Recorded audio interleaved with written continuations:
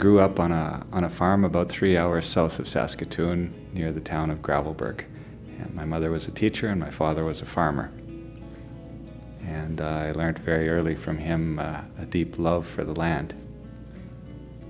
He died when I was still quite young, but one of my early memories was him holding farmland and letting it run through his fingers. And he obviously took a great delight in the fact that his livelihood came from the earth. And so with all my family members, we have a deep love for the land and for the created world. It's through this latest generation, they're for the first time beginning to realize that their life may not be as good as their parents' life, both in terms of the integrity of the earth, the opportunities available to them. And that's a very profound place to be. It's a very scary place to be. And I think they understand we have to do things differently in the future, if in fact there will be a future worth inheriting. So it's got to come through the pulpit, it's got to come through local action, and there are all kinds of alternatives, but even there, the pastors have to become aware of them so that they can promote them. When the priests are able to speak about it as a common concern, then we can start some real action. And we're not there yet. The document is entitled Building a New Culture. Each one of us is responsible for doing our part to build up this culture, which must be a culture of life in every sense of the word. As Catholics, we do see environmental issues as life issues in a very real way.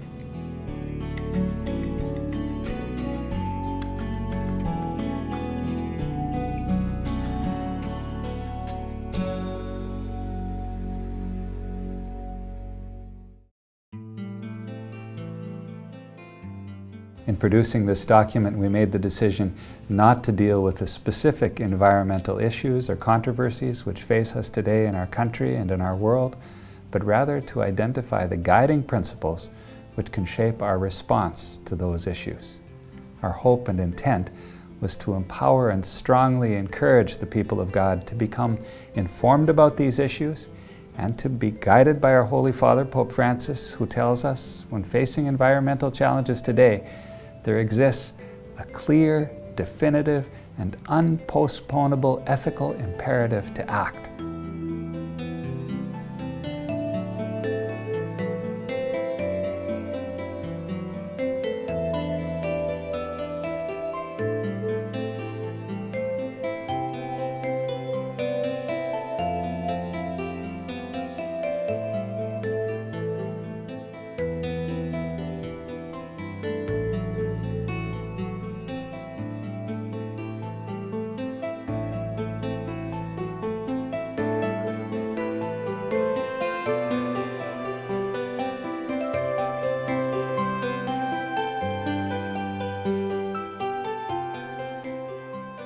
Building a new culture, it means that we are in a covenantal relationship with the created world, and we're called to care for that world, to make decisions with that environment in mind, with the earth in mind, with future generations in mind.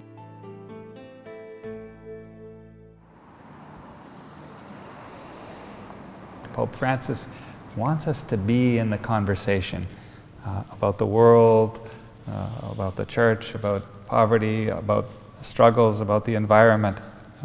He has an openness to others, which comes out of his Jesuit Ignatian tradition, a recognition that God is present, that we look for God in all places. And so he looks for traces of God's presence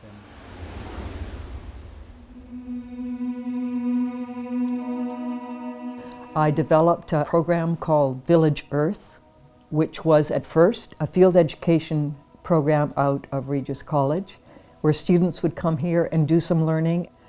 I would say 2/3 of the people taking the program have felt disillusioned or separate from their faith, and having a love of the earth and creation and not knowing that they could be connected. And so this for them becomes a homecoming. And they're also beginning to learn that we are one in a very profound way. It's one of the ways of healing. I am currently enrolled in the Elliott Allen Institute for Theology and Ecology. I now also work with an organization called Cape Farewell, which brings artists and scientists together to consider climate change as a cultural issue. Cape Farewell is the southern point of Greenland, so it is the southernmost access point to the Arctic, and it was the place that the first expedition of Cape Farewell artists and scientists went to really explore the issue of climate change. Now there is a great body of artwork out of Cape Farewell that deals with images from the Arctic and science from the Arctic, so things like measuring the ice to measure the speed at which the climate is changing, those kinds of things.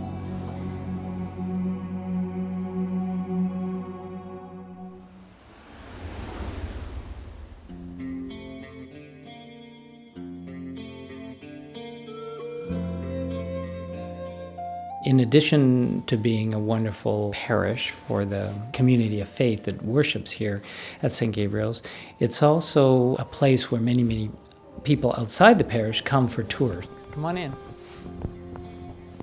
To learn about sustainable design.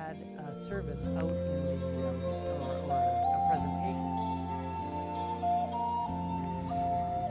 It's the first time that a cathedral has solar panels embedded in stained glass windows.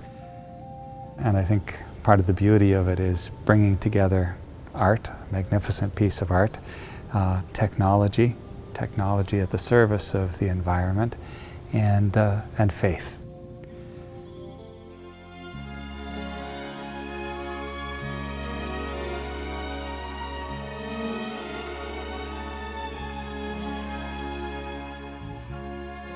Our liturgical actions at Eucharist don't just remain in the chapel.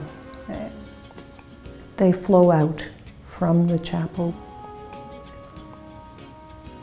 We are sent forth to minister to others after we are nourished at the table of the Lord. And so people are encouraged to continue being a presence of Christ in their daily life and ministering to the broader community in some way.